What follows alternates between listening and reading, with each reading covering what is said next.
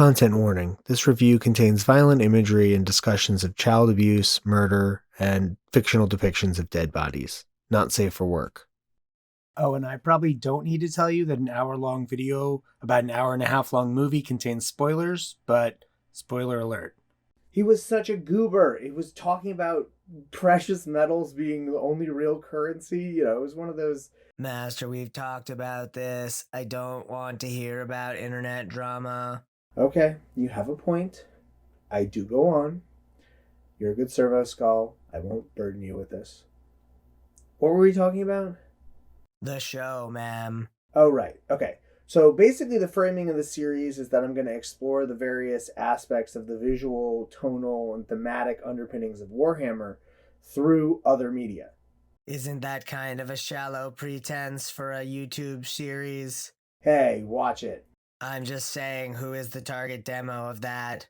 I like movie reviews. There aren't any Warhammer movies to review, so this is my only choice. What about Ultramarines? There aren't any other Warhammer movies to review. I'm just saying, at best, the connection is tenuous.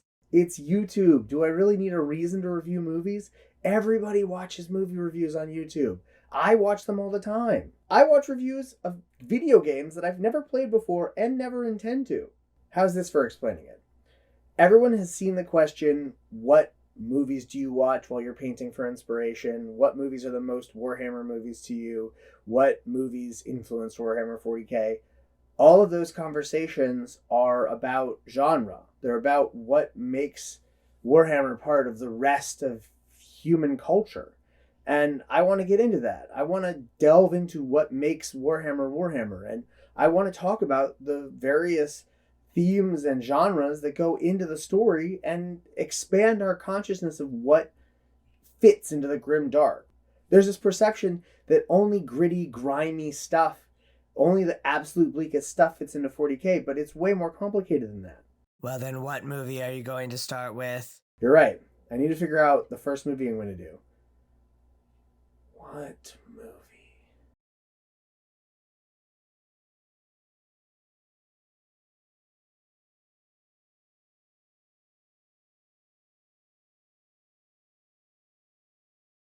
Hey there, Scabby, Scummers, and Gangers. Crimson Oracle here. And as I sort of covered in the cold open, I am doing my first movie review.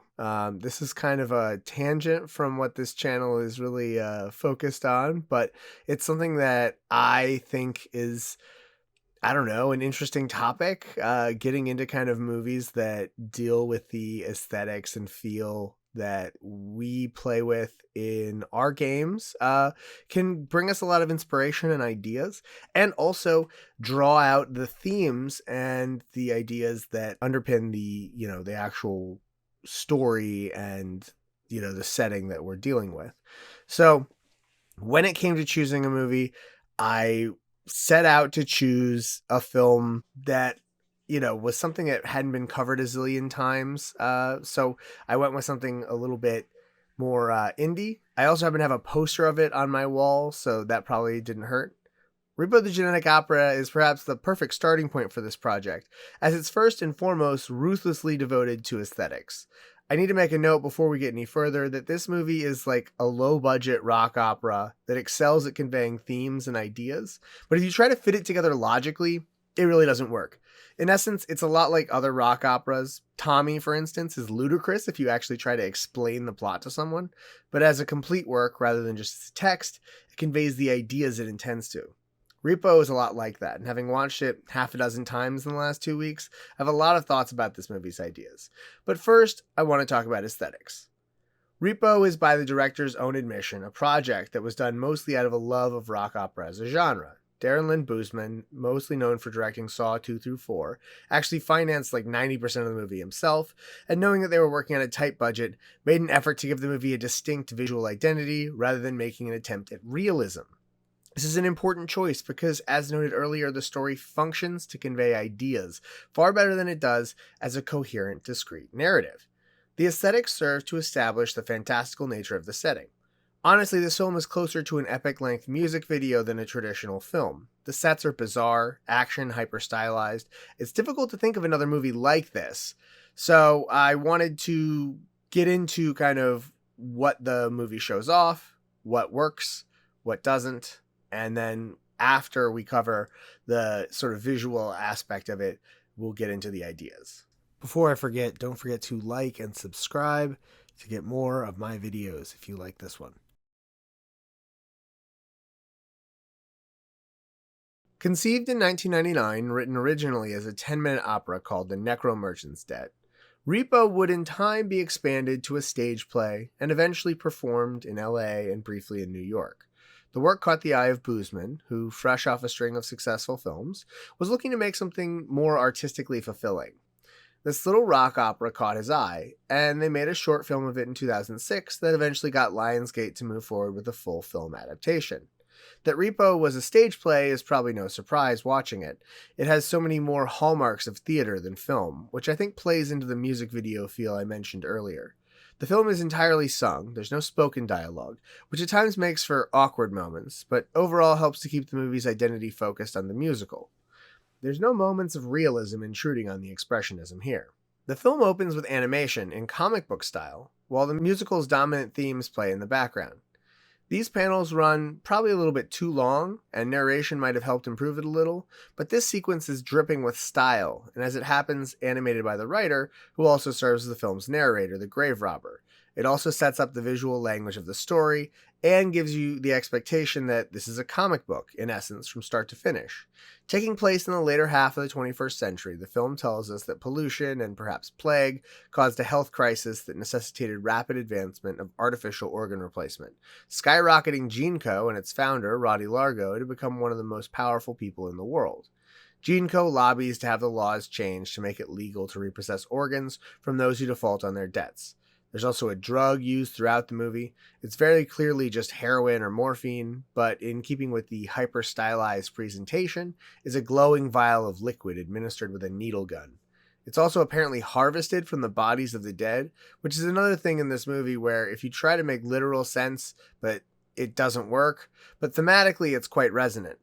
The image of grave robber harvesting zydrate from the dead and delivering it to the veins of the wealthy and powerful is an effective one. After the animation concludes, the film fades in on a generic street set, with the narrator, the grave robber, introducing the central figure, the Repo Man, as we watch a solitary victim attempt to flee, but cut down by the Repo Man, gutted, and her heart ripped out of her chest, as the song says. The film gives us one of only a handful of shots of the world Repo occupies.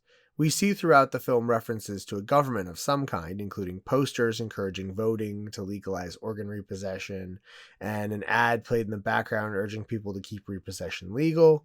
But it's not clear exactly where the city is or why it's essentially an island with the highway bridges leading up to it crumbled.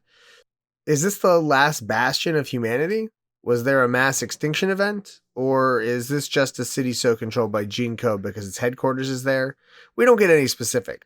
The city itself is in ruins, with all but the Geneco Tower dilapidated and decayed, and much of the city living in shacks and shanties. Enormous floating billboards proclaim tonight is Blind Mag's farewell performance. The camera dives down a smokestack and lands us in Roddy Largo's office, with two women in what can best be described as half-burlesque tuxedos, carrying shotguns and wearing sunglasses at night, get off an elevator. Why are Roddy's guards dressed like this? The movie makes no attempt to contextualize it. It's weird and stylized and kind of silly, but it works. And don't think too hard about them ejecting shells from their shotguns every time, or you'll start a counter like I did.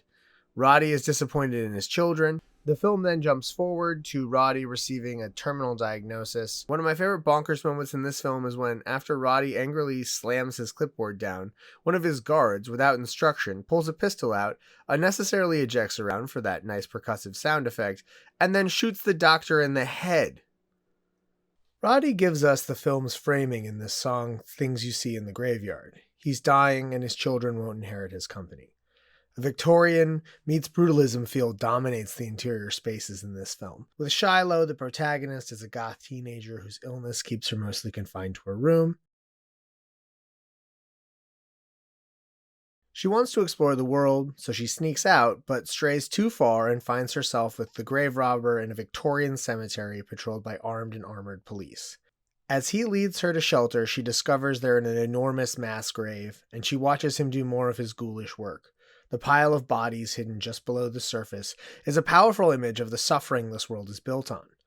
Shiloh is caught, but Roddy calls the cops off, and the Repo Man takes her. She wakes up on a 4-post bed draped in lace, bald, and watched over by her doctor and father, Nathan Wallace.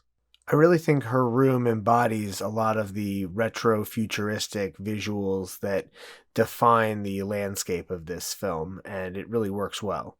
The tension between them, her desire to live her life and his to keep her safe and home, is played out in a duet that resolves with the two singing sweetly to each other. But all is not well. Shiloh is haunted by her mother, both in her inherited illness and literally ghostly holograms of her that watch over every room of the house, and even a creepy mannequin wearing her mother's favorite dress in the hallway. We get more visuals of Shiloh's environment, and we get an idea of how she experiences the world. She collects bugs, pinning them to display, a metaphor for her own circumstances, trapped under the glass of her oppressive father and illness. She goes to her window, the other way that she views the world when she isn't crawling around through catacombs. Now we get another comic sequence, which reveals that Shiloh's mother's death was an accident caused by her father experimenting with treatments for her while she was pregnant, no less, so let's not let Nathan off the hook fully for this. Nathan blames himself for her death and puts strict rules on Shiloh because he's terrified of losing her too. This is far darker than we know at this point in the film, as it turns out Shiloh is not sick at all, and Nathan has been in an epic case of Munchausen by proxy. Nathan sings about his despair and frustration and loneliness as he walks through their house. The spaces in their home are again defined by a distinctly Victorian aesthetic. They are lacking the sort of industrial brutalism of the Geneco'S headquarters, at least until we get to the basement. Nathan goes back to his work, which almost no one will be surprised to discover is serving as a repo man. In his song, he reveals that he's never planning to let Shiloh out, that she's all he has left, and then reveals his uniform and tools. We got to Geneco, one of the weaker scenes in the movie. The Largo siblings are arguing about who deserves to run the company once their father dies, and we get a glimpse of Amber's security. You could say that they're kind of a gender swap of the burlesque formal wear. They are in bondage gear up top, and then slacks, and of course sunglasses at night. No shotguns to pump, though. I guess that's more Roddy's style than Amber's.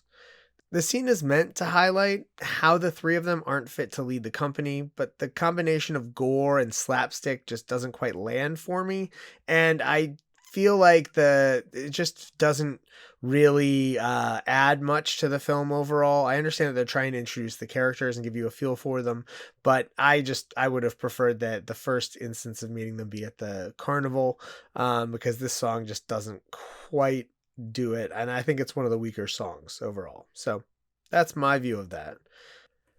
Shiloh gets called to meet Roddy and once again ventures out to her mother's tomb. We get a third animation sequence, this time revealing that it was actually Roddy who was responsible for Marnie's death.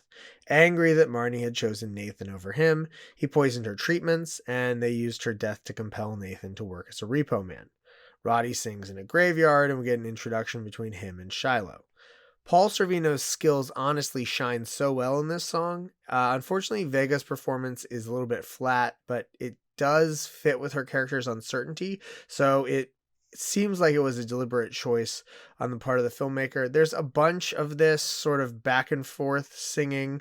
I don't yeah, it's an opera. It's intending to engage in that sort of operatic technique, but it's where the weakest audio moments are in the song generally. And it's kind of those moments.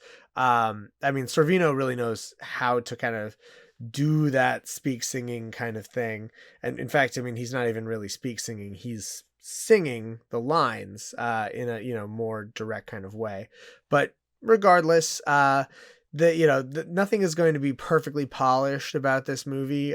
So don't expect every song to be, an earworm, but there are a number in here that are absolutely fantastic. And we will get to those, of course. Nathan does a Tom Waits style growly kind of folk song, cheerfully cutting down a victim of Repo, and we get a glimpse of the monster that he has become, utterly detached from the horror of his task. This should resonate with the corpse harvesting and rendering theme that we find in Necromunda in the form of corpse starch and the corpse guild. And it's, it's horrifying, but you can understand how working in this setting, working with this task, Nathan becomes desensitized to what he's doing. He almost views these people that he's killing as objects, as, merely an obstacle to him completing his task. And, that is exactly the kind of psychological, malleability that people have. Roddy takes Shiloh to an Italian carnival, a bizarre setting where we're treated to more hyper-stylized sets and costumes. This sort of, I don't even know what to call it, burlesque kind of Italian-inspired environment is a really interesting addition to the movie. It fits really well with certain things that, you'll find in other genre films. It kind of connects to the other films made by these filmmakers, the Devil's Carnival series, and it's an interesting aesthetic because I think that we find that in Warhammer a lot, these sort of throwbacks to earlier times, kind of disturbing, macabre kind of anachronisms, that sort of thing. Imagine the Harlequins. They're sort of a horrifying concept, these sort of elves that dress in jester outfits and show up and do whatever they want and then disappear. Yeah, so that fits with our aesthetics very well, I would say. Here we meet Mag, Marnie's friend, who is now Geneco'S spokesdiva and apparently about to leave the company. Roddy jokes that he owns her at a press conference, but knowing his power over her, it feels deeply threatening.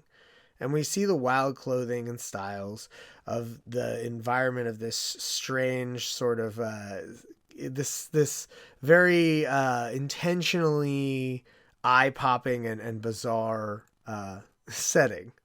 We discover that Amber Sweet, Roddy's daughter, is the poster child for an addiction support program Geneco has started to deflect concerns about abuse of their drug Zydrate. Shiloh is whisked away to a surgery tent. Okay, what's more Warhammer than getting surgery in a carnival tent? Grave Robber turns up looking to steal anything that's not nailed down, and she follows him out onto the streets.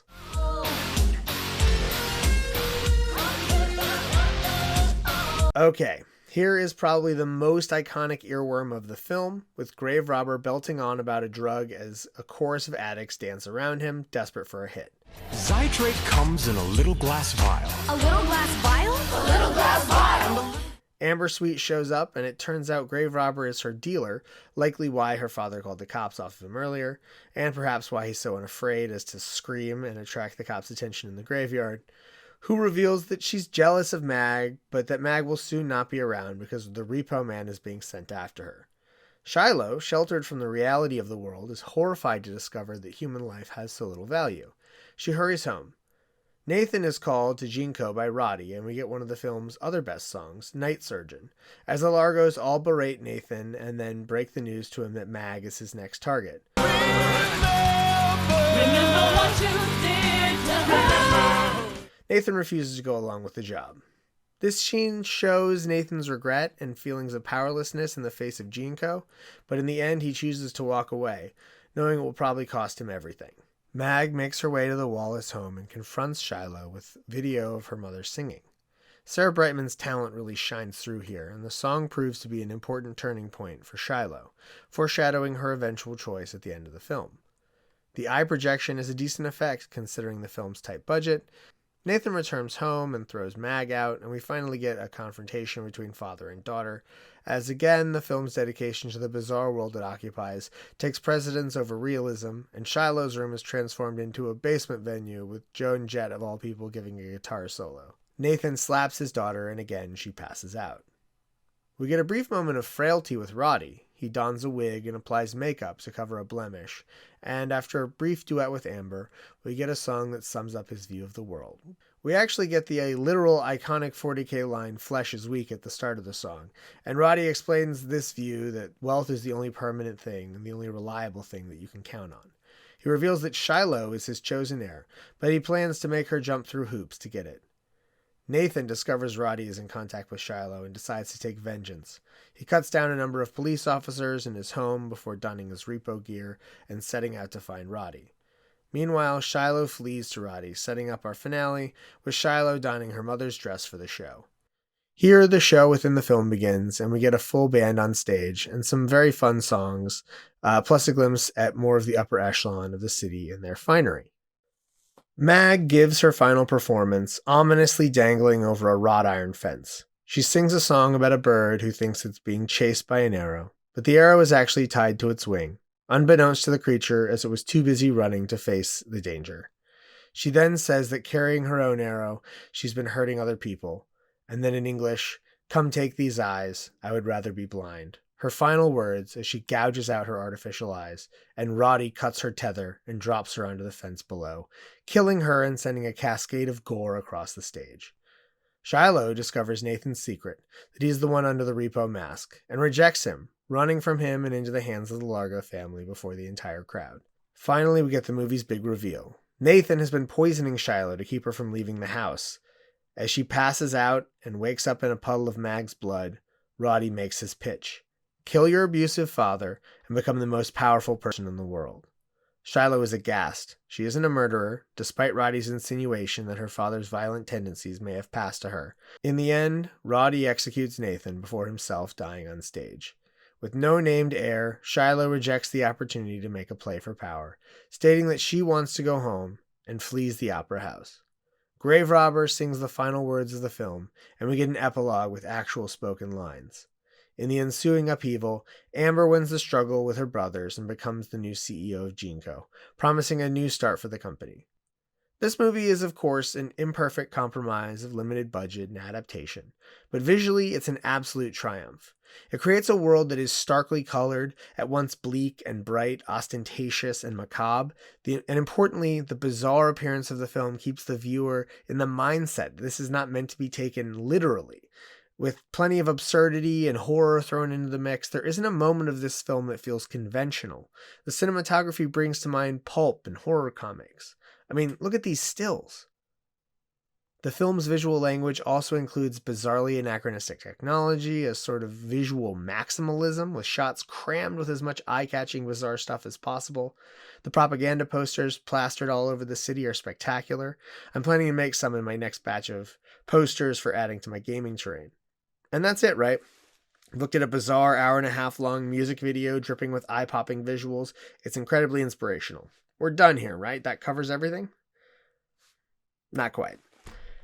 I can't watch this movie 5, 6, 7, 8 times, however many times I've watched it at this point, without picking up some things and wanting to really digest them, because I think, and it's really strange to say about something that is, I mean, it feels like schlock, right? Like it has this sort of B-movie kind of sense to it. But even though there is that layer of, you know, sort of exploitation cinema going on another level, the story it's telling, it's got a lot going on. It's got a lot of ideas. It's got real serious ideas.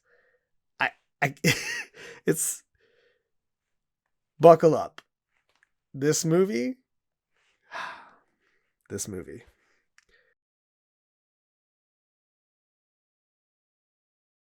Warning, the following segment contains references to academic discourse. If you don't enjoy politics, you'll probably find it kind of dull.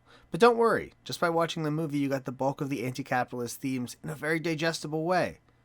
Further warning, if you happen to be of the anti-communist sort, you should still watch. You might find something here worth investigating. And feel free to leave a comment. Unless it's polite, I'm going to delete it, but your engagement gives me more views. And I just want everyone to understand that I didn't force this. The movie contains so much metaphor that I had to cover it. I didn't want to do this level of depth. It was not my intention. I did not set out to write a half an hour long segment about the leftist themes in the movie Repo the Genetic Opera, the goth opera. But this is like the most gothic Marxist film I've ever seen. Okay, definition time. Gothic Marxism is a term defined by academic Margaret Cohen in her work Profane Illuminations. And she defines it in a sort of long, drawn out, academic, jargony way. But essentially, it is works of a Marxist milieu that also embody the sort of fantastical metaphors that Marx used in Capital, which includes allusions to ghosts, monsters, that sort of thing. And it essentially combines the storytelling elements of the Gothic novel, which was a sort of fantasy, proto-fantasy novel, generally a novel that would deal with something horrifying and confronting, but would also address the sort of broader human experience.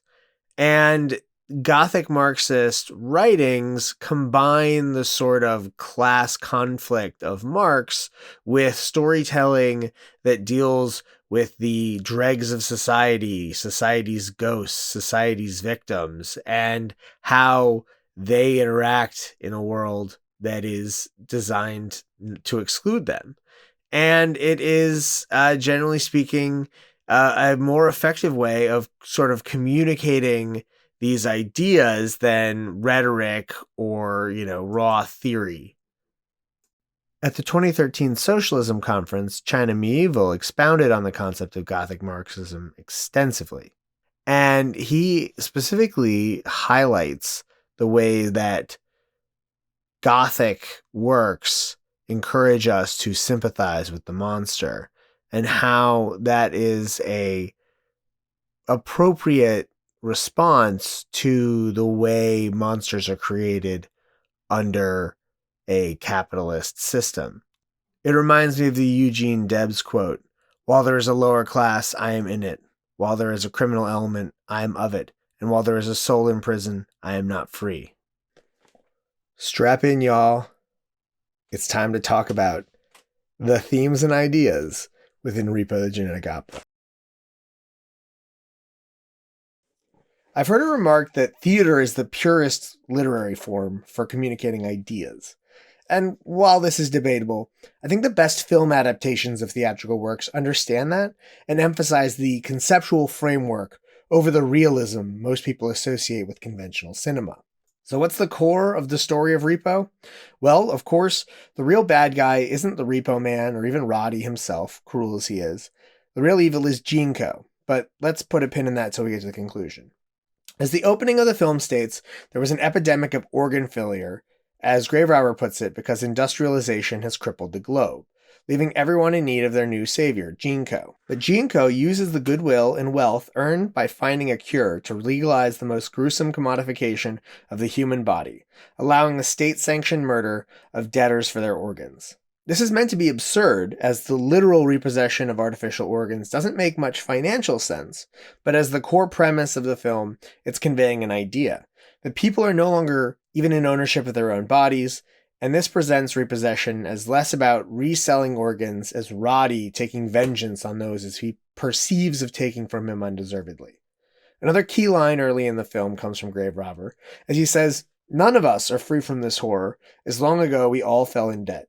New body parts were needed to perfect our image, and until our debts are clear, we will live in fear of the Repo Man." Here, the true awfulness of this future is laid out. The epidemic of organ failure introduced the masses to a cycle of debt, trapping everyone in a permanent underclass of debt service and squalor. But not content just to own the lives of their debtors, Geneco seeks out new markets and creates them. A designer drug, surgery as a fashion statement, always with financing options. This is the logic of capital uninhibited by ethics. The total commodification of the self is, in essence, capitalism at its rawest and most horrific form. Okay, time to take off my Dome Runner gas mask and put on my academic cardigan. Karl Marx talked in Chapter 1 of Capital about commodity fetishism, the process by which the value of objects is separated from the labor necessary to create them, and through means of a universal unit of exchange, also known as money, The value of things becomes detached from labor, and instead the value seems to be inherent in the object itself. Economist Thorstein Veblen developed this idea further in the concept of conspicuous consumption, the idea that the wealthy seek to differentiate their status with belongings, even to the point of massively inflating the price that they are willing to pay. This shouldn't be that surprising to those of us who collect classic models. They gain a sort of mythical status, and they command prices that, when looked at from a perspective of use, are wildly irrational.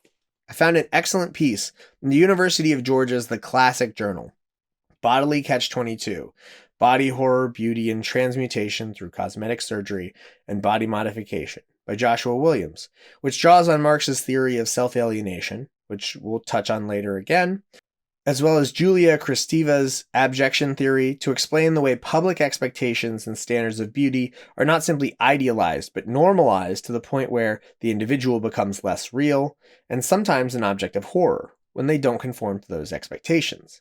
And thus the industry of cosmetic surgery emerges to correct these flaws. And in doing so, you create a cycle of reification of beauty standards. This ties in with the cyclical nature of beauty trends to create an impossible situation where the individual is expected to conform to an ever-changing standard. This is something that I know well. It's a topic that is very relatable to me, and something that I think probably drew me to the Repo film in the first place.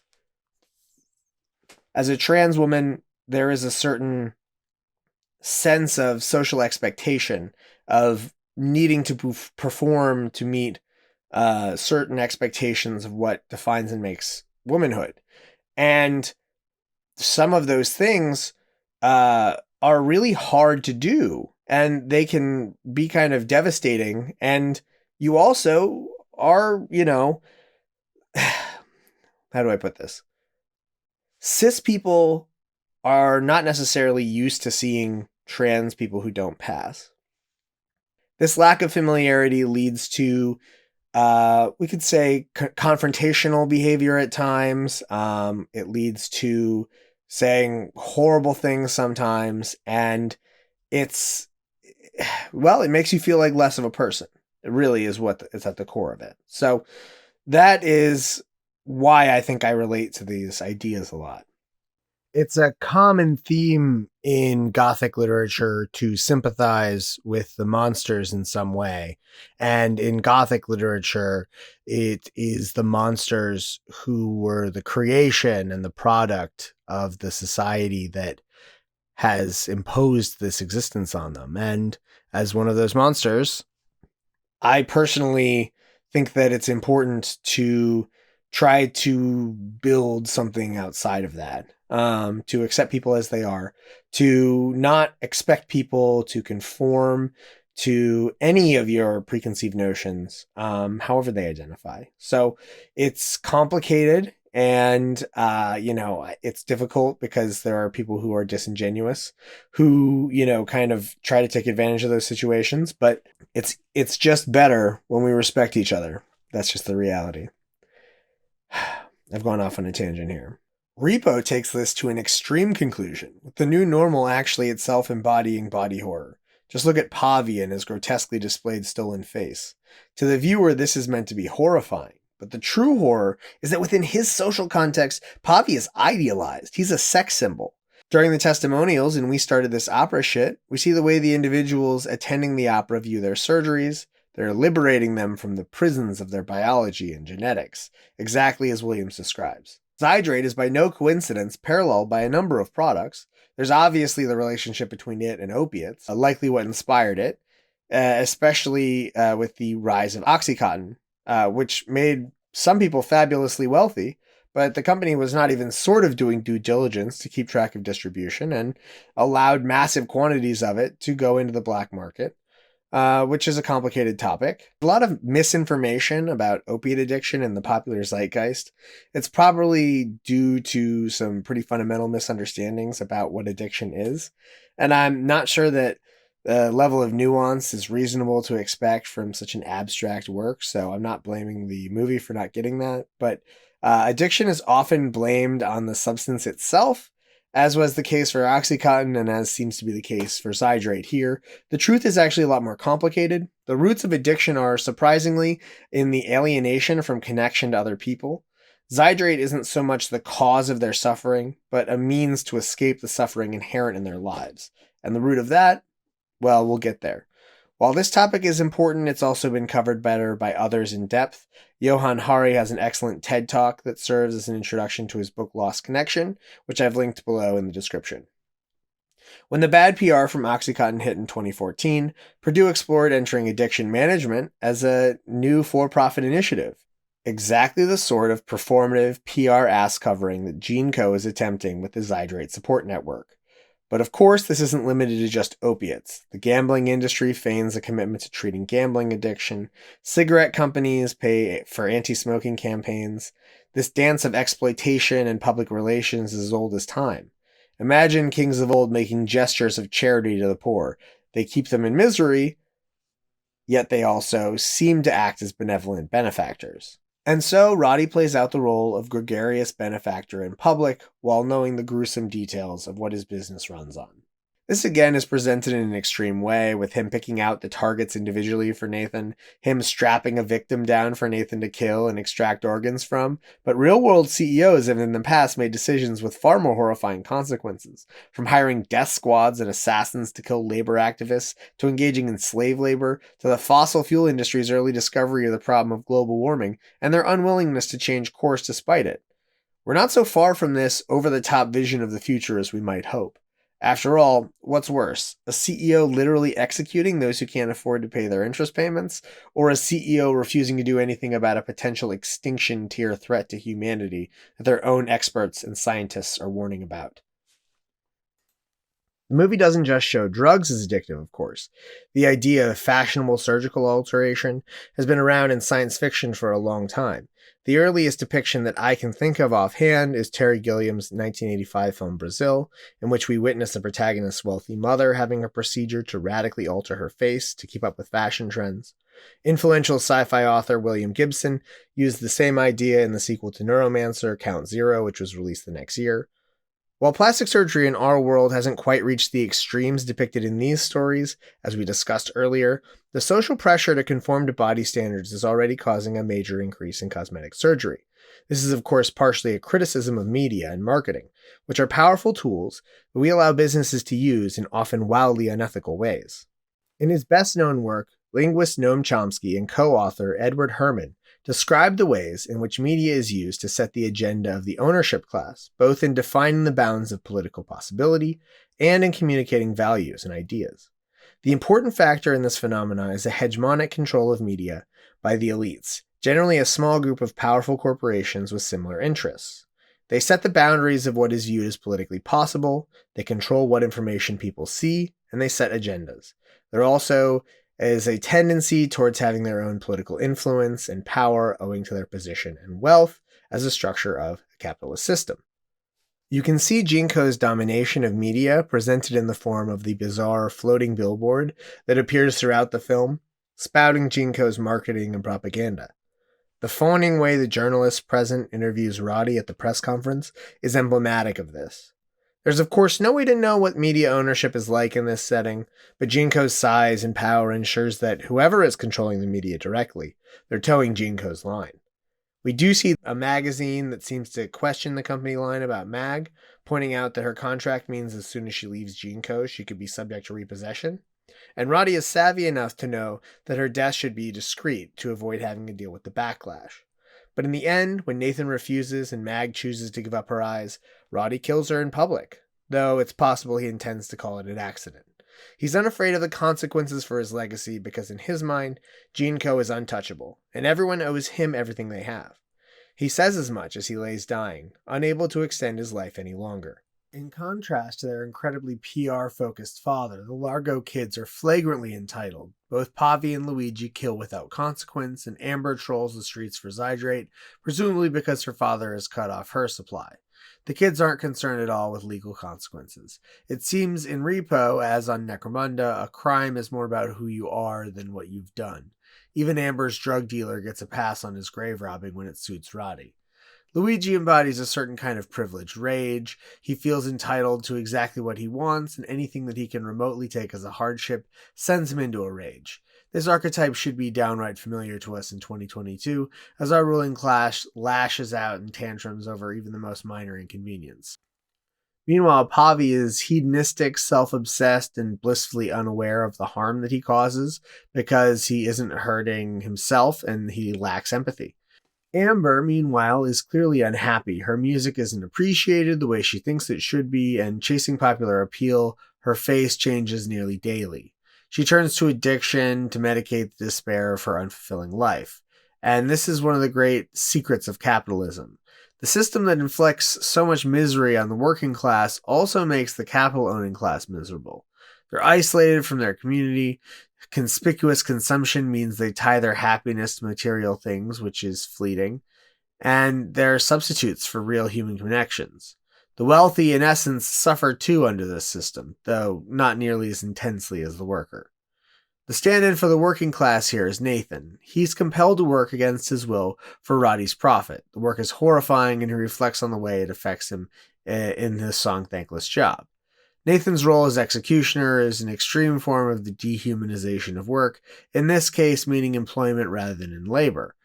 Marx talks about the way that workers are alienated from each other, from their products, and from their lives, their species essence, as he puts it, their humanity. Nathan doesn't merely compete with other working class people, he preys upon them, at the direction of someone else. He mistreats his daughter, his work is invisible and unappreciated, and he dissociates, numb to the pain he's causing. These are real effects that working in the miserable high-volume slaughterhouses that exist all across the US and the world has on people right now. What's fascinating about Nathan's arc is that in the end he chooses his own destruction rather than cross a line and kill one of his last connections to his lost wife. Blind Mag's story is about joining the system as an optimistic youth, but realizing too late that you are serving a system that's destroying other people. Mag isn't merely a Geneco employee, she's a component of their advertising, a salesperson. In Chase the Morning, she says, "You will go, do all you're meant to, all I've failed to. In you is a world of promise. We have both been kept in bondage, but you can learn from all my failures." Her advice to Shiloh is to escape. She's imploring her not to sign a contract with Roddy, as she likely suspects Shiloh as being recruited as her replacement. Otherwise, why would Roddy be in touch with her? Mag's final song is Chromagia, which tells the story of a bird who believes it is fleeing from an arrow, but the arrow is actually tied to the bird and dragging behind it, hurting other people. Because the bird didn't know it was too scared, it kept running. Mag concludes that with "Take These Eyes, I'd Rather Be Blind," this moment is reminiscent of Huey P. Newton's concept of revolutionary suicide. To truly challenge a cruel and violent system, one must expect that the system will be willing to kill them. So this is not suicide as such, but rather an acceptance that the consequences of liberatory struggle may be death. And without skipping a beat, Roddy cuts her line and ends her life. She hopes that her act of protest lives on in those who witnessed. Roddy, meanwhile, is the source of this cruel system, but even he feels detached and unfulfilled. His children's foibles obviously upset him, but it seems like his lack of fulfillment is deeper. He has no peers, his relationship with his kids is entirely transactional. Without any fulfillment from his life, he becomes obsessed with legacy and seems to fear his genes are at fault. And now we get to Shiloh. We find the audience proxy in her. She is new to this world, and so just as horrified as the audience about the reality. She initially believes her future is prescribed, set in stone by her genetics, but discovering the reality of the world, she moves to believe in a concept of self-actualization, of possibility. Shiloh is an abuse victim, being controlled, gaslit, poisoned, and hit by her father. Shiloh learns from Mag's example, sees her sacrifice, and when offered the opportunity to continue the cycle of violence by killing her father, and thus gaining control of Geneco, she refuses. In the ensuing aftermath, she didn't make a play for the throne. Instead, she walked away. This choice, not to take control, is a radical conclusion for the film to take, as Shiloh rejects the chance to become the head of Geneco. Why? Because the true bad guy in this story is Geneco itself. Attempting to reform an institution built on human suffering won't change the incentives and purpose of Geneco, and she would be changed by having run it. Mag warns her about this trap, and urges her to run, and in the end, that is what she chooses. But in true horror movie fashion, the monster survives at the end. Geneco is inherited by Amber, who promises a new era of change. This is unsurprising when you consider the ways capitalism constantly works to rebrand the same ideas, control the landscape of what's possible, and maintain existing order. Amber's performance of being charitable and compassionate is just a new face on the same beast, and the hunger for human life remains. This film's themes have a long literary pedigree, but it was fascinating to look deeper at a rock opera that I had enjoyed mostly as a fun lark and discover such a depth of meaning. As I've watched Repo over and over while writing this review, I've been thinking about where the themes come from. And while the aesthetics are very obviously influenced by goth, punk, sci-fi, and especially Rocky horror, the story had a distinct connection back to Bertolt Brecht, the famous left-wing playwright and author who was most productive in Weimar Germany and who fled during the Nazi takeover, only to be surveilled by the FBI and subpoenaed by the House Un-American Activities Committee in the US. Brecht was a creative force, and his most famous work, The Threepenny Opera, can easily be seen as influencing Repo. It satirizes the institutional cruelty of capitalism in much the same way, and winks at the audience, expecting them not to take everything literally, as if Deus Ex Machina at the end saves Mac the Knife from execution, presented in such a fantastical and absurd way as to make the viewer understand that the intent was for Mac to have been put to death. Crucially, Mac asks, what's picking a lock compared to buying shares? What's breaking into a bank compared to founding one? What's murdering a man compared to employing one? Repo shares a lot of DNA with Threepenny Opera. Both are scathing critiques of legal, state-sanctioned cruelty and unfair systems that have developed around them. There are even some musical similarities in the music that accompanies the animations. The cabaret aesthetics follow from the Weimar area theater, too. The film is part of a long lineage of satire, and that's reflected in the themes and ideas we see play out. Warhammer also engages in satire in these extremes as well. It is often less clear, less directed, and less organized, and that is in part owing to the way it is split amongst endless numbers of authors. The tradition, though, of this sort of intense satire within science fiction, Warhammer can at times be completely devoid of this sort of context, but that is mostly the choice of a specific writer who's choosing to ignore that lineage. As a result, Repo slots nicely in both aesthetically and thematically with the Warhammer universe, and as such, I thought it was an appropriate film to start this series. Necromunda in particular bears a lot of this criticism of capitalism in its text. And of course, I will get into that extensively in future videos, but I wanted to make note of it here because I think the thematic similarities between the world of Repo and Necromunda are quite strong. And now, that about does it. I think I've dove deeper here than one could reasonably expect from a low-budget horror musical. I'm calling it. Now, was it?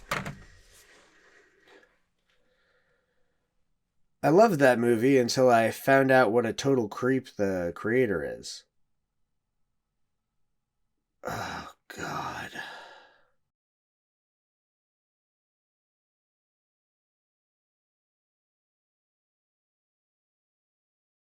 Like some of the same things you do. I know for a fact that the women just absolutely love me. I'm a little jealous. And sure, some of them, maybe they want to fuck the devil. Who do lost and highly sheltered young girls turn to? So, it turns out that someone else recently tackled the topic of Repo the Genetic Opera in the form of a YouTube video. It's actually a really excellent video. I recommend checking it out. The video, Repo 2008 is Why We Can't Have Nice Things, brings up allegations against the film's writer and grave robber actor Terrence Dunage. There are allegations that he has been abusive in relationships and that he is, extremely condescending and toxic towards the people who enjoy his work. Just a general allegations of being kind of a creep. cheating, hitting on underage women, that kind of stuff. Not the kind of thing that you really want to hear about someone who made a work that you like. And the fact is that I can't, from where I'm sitting, evaluate this story. It's not really even in the scope of anything I have any control over. So I'm just sort of stuck sitting here thinking about how I just spent, however long telling everyone about the ideas in this story. And the person who wrote it is potentially someone who, I would find sort of repugnant. And that's distressing. And you never know how to deal with stuff like this. I mean, I think that there is an instinct to just dismiss it and say, that's life. Some artists are bad and we do what we can.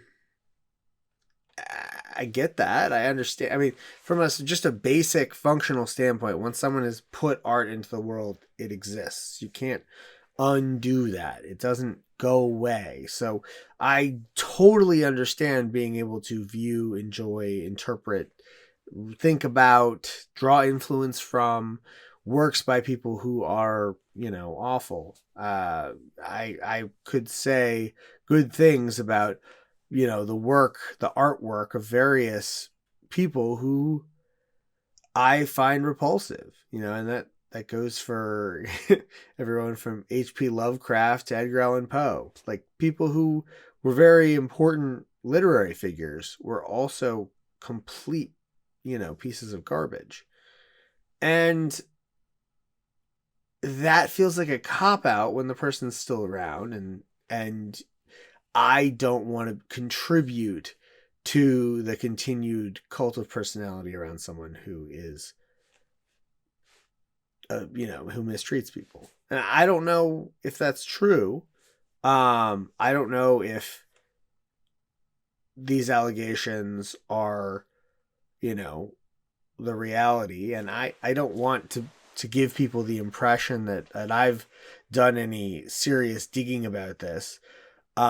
It's not anything that I had any plans to even address, but someone brought it up to me, and I didn't want to let it go unsaid.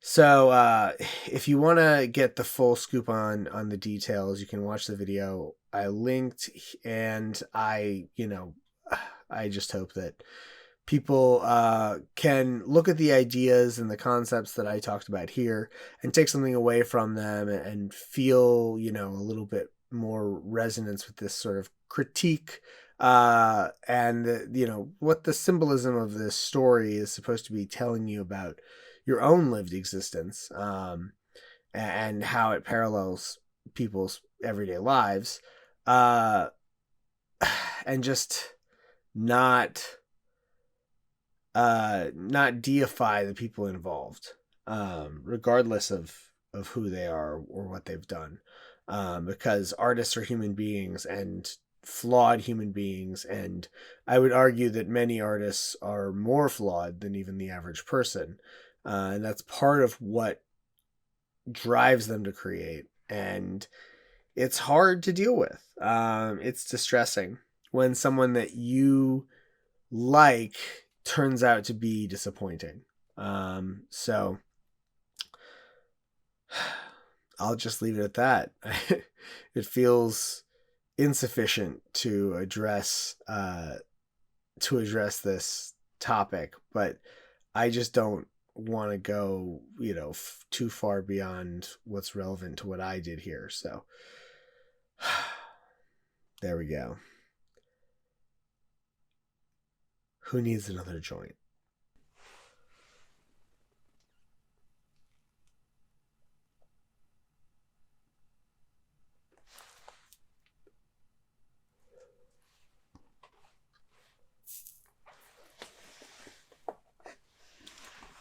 So there you have it. A way too deep dive on Repo the Genetic Opera that ends in tragedy. Seems appropriate.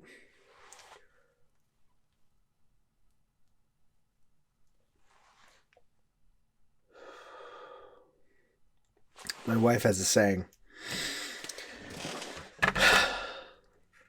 You can't let boys ruin your favorite songs. I like it because so often the boy who's ruining your favorite song is the one who wrote it.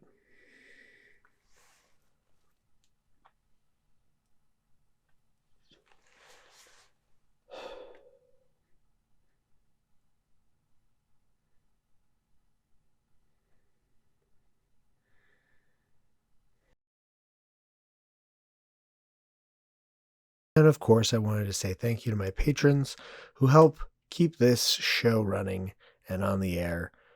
You too can become a patron for as little as $2 a month. You can support this show and get more of my content. And of course, that is patreon.com/domerunners.